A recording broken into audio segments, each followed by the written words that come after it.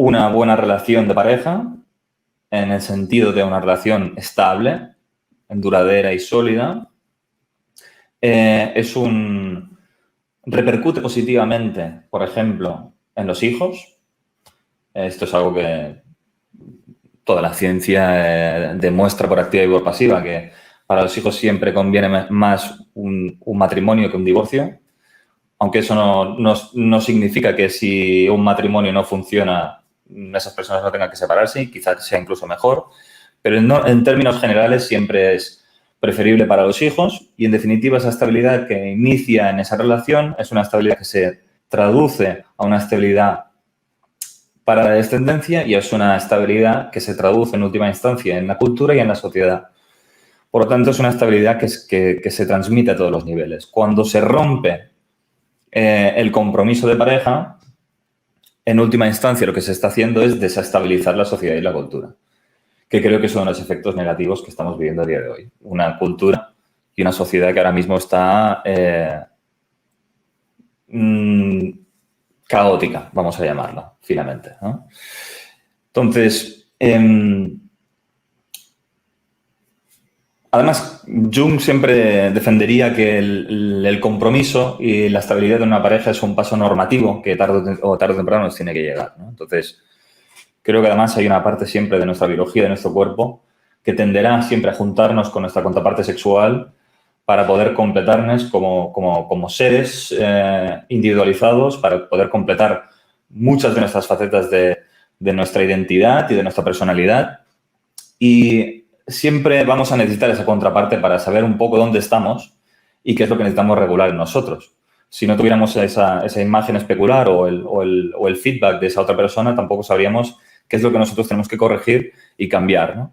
Y creo que una de las cosas que ofrece solamente una relación estable a largo plazo es la posibilidad de conocer a la otra persona más en profundidad y, por lo tanto, conocernos también nosotros en mayor profundidad, porque atravesamos muchas más situaciones conflictivas, problemáticas, y es bueno saber cómo se comporta uno en todas esas situaciones, porque al final solamente atravesando esas experiencias es como podemos llegar a conocernos, ¿no?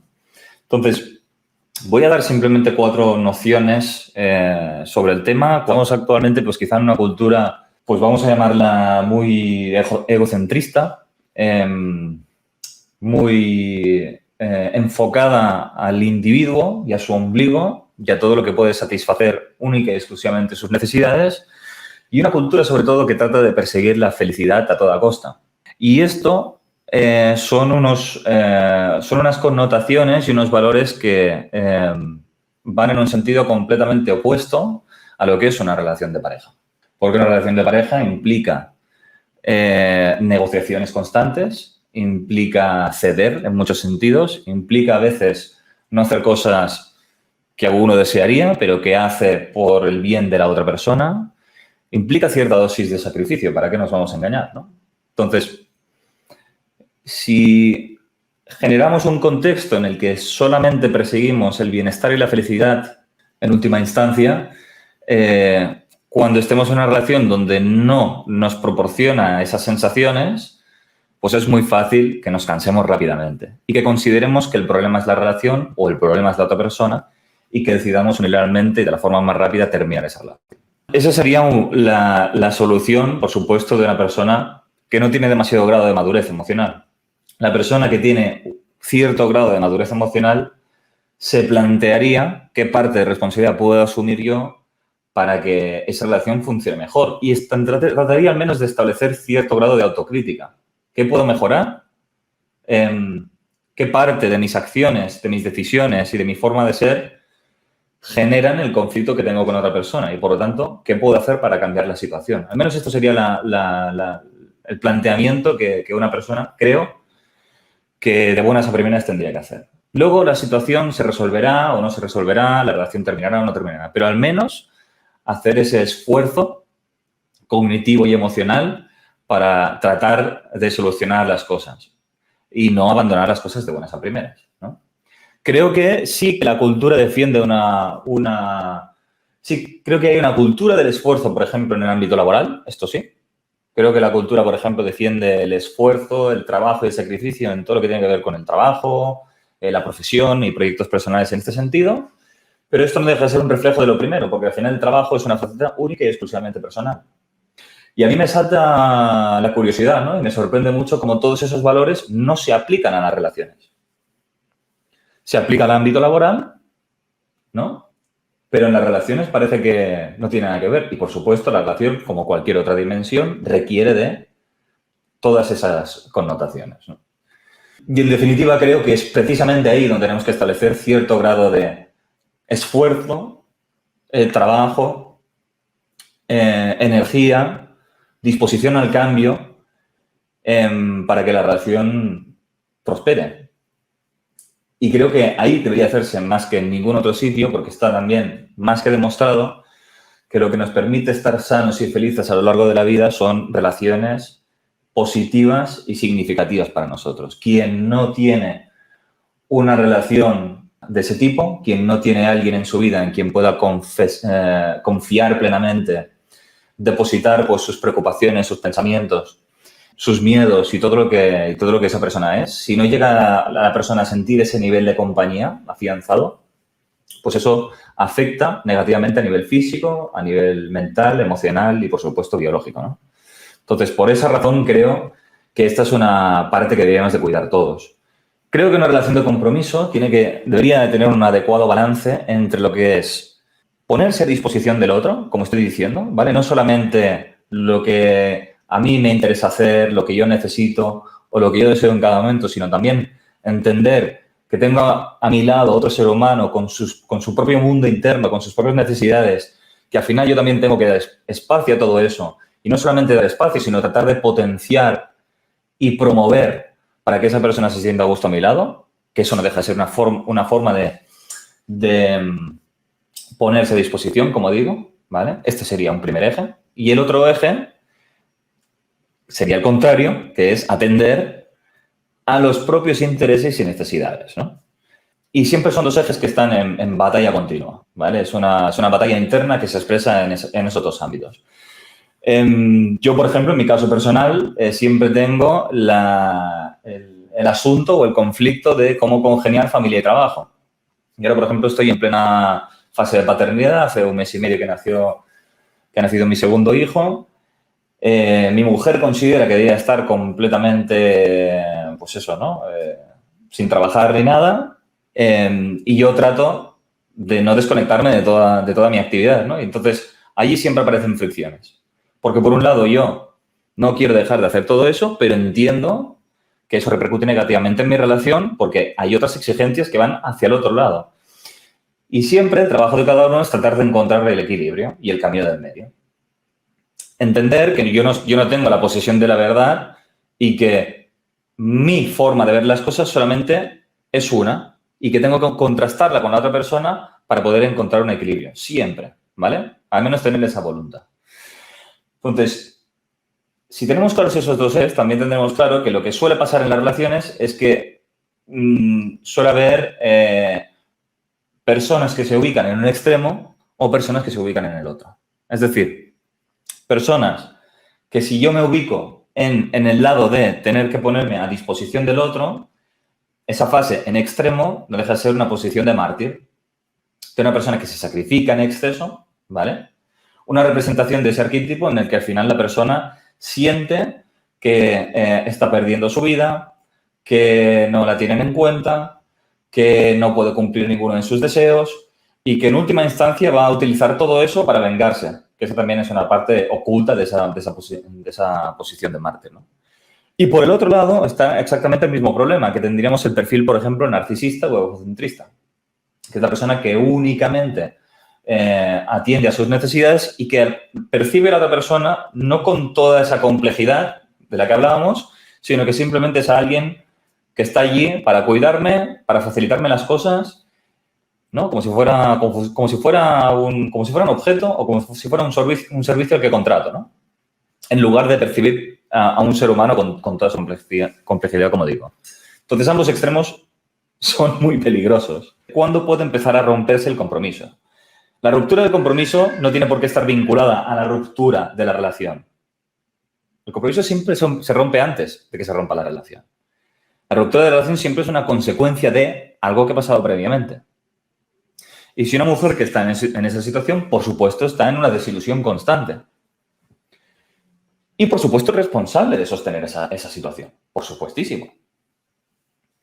Y si sostiene esa situación, es porque siempre hay beneficios secundarios ocultos a mantener eso. Y esta es la parte que siempre tenemos que apuntalar. Esta es la responsabilidad personal que yo siempre trato de investigar y de encontrar y hacerle ver a la persona. Porque si asume esa responsabilidad, entonces puede hacer algo al respecto. Si considera que el problema es de ese señor o de ese niñito mayor, ¿vale? Con apartarlo de su vida no va a solucionar el problema, porque la siguiente relación se va a encontrar más de lo mismo. Y uno siempre se va tropezando con la misma piedra, porque no termina de comprender cuáles son las intenciones ocultas para generar ese tipo de relaciones, como puede ser tener el control de la situación, como puede ser conservar cierto grado de independencia y autonomía y no ponerse en manos de una persona o de otro hombre, proteger su intimidad, no mostrarse vulnerable, no dejar que la controlen. Toda una serie de connotaciones negativas que tiene asociadas a afianzar una relación con un hombre de verdad. ¿Entendéis? O con alguien que tenga una disposición más fuerte o más determinada. Por supuesto, la solución siempre está en deshacer los juicios que hemos hecho previamente y tratar de entender que parte de ese contexto del que hemos tratado de alejarnos emocionalmente, pues tenemos que recuperarlo. Porque si no, si yo me pongo al otro extremo, también tiene sus connotaciones negativas. Soledad, sensación de que nadie puede ayudarme, sensación de tengo que llevarlo todo sola, sensación de... Y esto, por supuesto, no es pareja, solo tú vas a los trabajos y también te rodeas de 4 o 5 inútiles que lo que hacen es darte más trabajo aparte del que tú ya tienes. Y tienes un jefe que más que un jefe es otro empleado. Y así vas por la vida. ¿Me explico? ¿Por qué? Porque lo último que puedo hacer es dejarme sostener y dejar que otra persona pueda transformarme internamente y abrir mi receptividad a todo lo que pueda acontecer en las relaciones. El principal problema que hay de el miedo al compromiso es porque cuando estamos en una relación dejamos de ser nosotros mismos, en cierto grado. O sea, lo que perdemos es el compromiso con nosotros mismos o con nuestra verdadera identidad. Nos alejamos de nuestro eje interior. ¿Sí? Es como una especie de despersonalización. Entonces, yo cuando estoy soltero o soltera, soy de una manera. Cuando me junto, es como si me dieran un golpe en la cabeza que dejo de ser yo. Entonces, ahí es donde se produce la semilla de lo que se concibe como el miedo al compromiso. Entonces, como os digo, el principal miedo es dejarse de lado, perder la autenticidad cuando estamos en una relación. Y eso, al final, se traduce en dinámicas contraproducentes, como las que estamos hablando, que se sostienen demasiado en el tiempo. Hemos hablado de la mujer que siente a su pareja como su hijo, pero también están las mujeres que se sienten en una segunda posición porque la primera es de la suegra y de nadie más. Y que no se discuta la posición de la suegra, porque la suegra es la que manda. ¿Por qué? Porque mi marido y yo hablo con él, pero luego viene la suegra, yo digo A, la suegra dice B y se hace B. ¿Me explico? Yo no tengo esa posición que yo creo que merezco o que debía de tener.